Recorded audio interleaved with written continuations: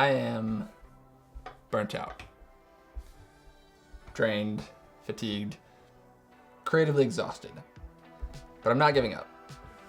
If this video reaches anyone outside my current 47 subscribers, cheers to you. Thanks for being here. But you probably have no idea who I am. The truth is, I don't really like being on camera, so even making this video is outside my comfort zone. But I know I'm not the only one who's dealt with creative block before, so I want to share my experience, in case it helps anyone else. For the last 5 years, I've been working as an in-house cinematographer and editor for a production studio. I've gotten to work on some really cool projects, but I've come to realize something really important about myself. I am a perfectionist, and it's killing my creative energy. It's causing me, to the detriment of my career, to just feel exhausted all the time. The thing is, I don't think it's possible to get burnt out on things that you don't care about. If I didn't care, I think the feeling would be more like boredom. But that's just not it. I love making videos, and I want to keep improving my craft. But right now, the process, or at least parts of it, have been feeling just overwhelming. I don't know, that might be the right word, so here's a different visual. So kind of ironic to the timing of this video, I've actually been driving around a lot recently. And I just got home and realized I'm running low on gas. But then I realized this is actually the perfect analogy for this video. See, a trick I actually learned from my dad is if you're ever running low on fuel, you can always just borrow a jerry can of mower gas to help get you to the next fill up. The thing is, this is not a long-term solution. This little can of gas is only going to get me so far. So, the priority now is finding a gas station. And while this analogy has a simple fix for a car, I'm finding it a lot harder to figure out where to refuel my creative energy.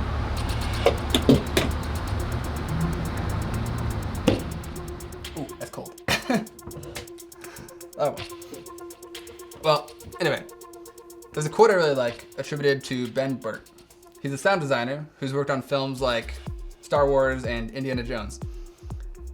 The quote goes, "Films are not released, they escape." I gotta say, I couldn't agree with that more.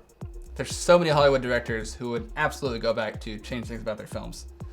From George Lucas to Zack Snyder, so many others would go back to fix their past mistakes. But honestly, most of the time, I don't feel like director's cuts actually ever improve upon the original. Most of the time. A producer of mine used to say, perfection is the enemy of the good. It was useful to help cut down on infinite cycles of revisions, but it showed me something else about myself. I think I need to learn to accept imperfections and actually seek them out. I don't want to lower my standards or stop striving to produce quality work, but I need to learn how to accept my best effort, learn from the experience, then move on to the next thing. Once a project has reached a certain degree of completion, there's really a diminishing return on how much extra effort has an impact. Minimum viable product absolutely has to be reached, but after a few rounds of pickups and reshoots, ADR, there's only so much that can change before it's probably just better to start from scratch. I think that's why films like James Gunn's Superman reboot had a better return on investment than the Snyder Cut of the Justice League. So, to bring it back to the personal level, I think the problem is especially challenging for passion projects. I personally get so hung up on making something perfect that it just never gets made at all. And why would it? There's no pressure, no studio backing, no money incentive. It's just me. What I've noticed in the projects that I've worked on is I don't really struggle with production, or even the pre-production for that matter. It's always the editing. If production is like a foot race, then the finish line is when the camera's cut. You're done. No more camera tweaks or lighting adjustments, you're done. But editing, that's like a treadmill. You can run forever and ever and never move an inch. There's always more to tweak, more to add, something could be changed about the edit. And for me right now, I think that's what's burning me out. So at this point, creatively, I've got nothing in the tank, and I'm super stressed about the future. Not to get too into it, but I actually experienced some medical symptoms related to this that my doctor diagnosed with the stress. Symptoms like panic attacks, lost appetite, vertigo. and an interesting one I hadn't heard of, which is relaxation-induced anxiety. I don't share this to say, woe is me. I'm sharing this in case anyone else has ever felt the same. I'm here to tell you that you're not alone, and I think it's okay to cut yourself a little slack. I'm actually very optimistic about the future. It's just that when my job relies on creativity, I need to know where it comes from so that I can replenish my reserves. So I don't actually have the solution yet, but after a lot of thought, I've come up with a 4-part plan. The first step is going to be research. I'm going to talk with different types of people to learn how others are staying creative. I've got a trip to Japan where I'm going to make this question the central focus. The second part is going to be a routine change. This was self-explanatory, but essentially I'm going to audit my time to figure out what brings me energy and what drains it. From there, I hope to shake up my schedule and rebuild something a little different. The third is going to be experiment. I'm going to try some new things to figure out what sparks my interest and hopefully figure out what fuels some new creative energy.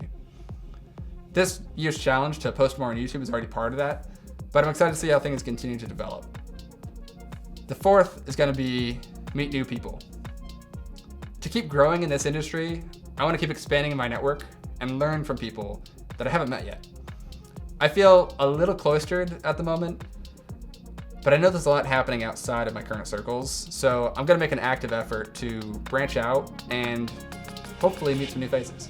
If you've ever felt like you're running on empty or simply want to follow my journey to overcome this, I'll be posting more about it on this YouTube channel. If creative block is something that you've dealt with before and have overcome in the past, I would love to hear about it in the comments about what worked for you. So thank you so much for watching. I hope this was useful, and let's get to it. I'm gonna sip my cold tea. Now it's just iced tea, that's what it is. Yeah, that's fine. That works for me.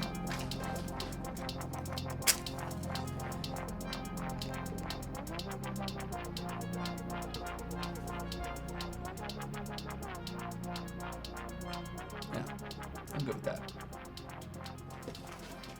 Hope you guys have an awesome day.